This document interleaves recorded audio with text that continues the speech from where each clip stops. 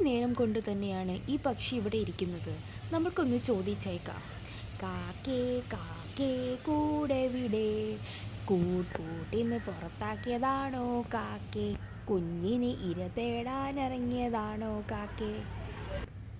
കാക്കയ്ക്ക് പോലും അറിയില്ല കാക്കേനെ കുറിച്ച് ഞാൻ ഇത്രത്തോളം സ്പെക്കുലേഷൻസ് ഉണ്ടാക്കുന്നുണ്ട്.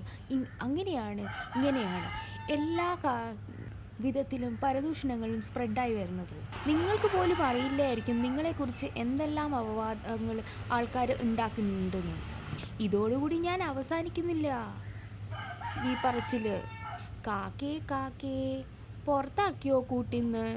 അതും നിങ്ങൾ ഇവിടെയുള്ള കാക്കയാണോ കാക്കേ, അതോ വേറെ എവിടെ നിന്ന് ഏതെങ്കിലും ഒരു പ്രദേശത്ത് നിന്ന് പറന്നു വന്നതാണോ?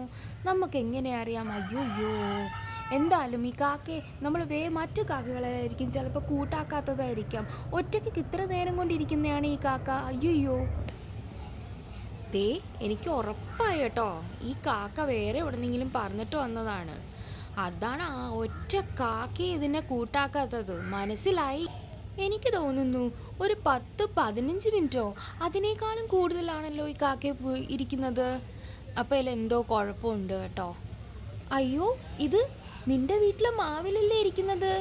ഷൂ എന്ന് പറഞ്ഞ് ഇതിനെ ഓട്ടിക്ക്.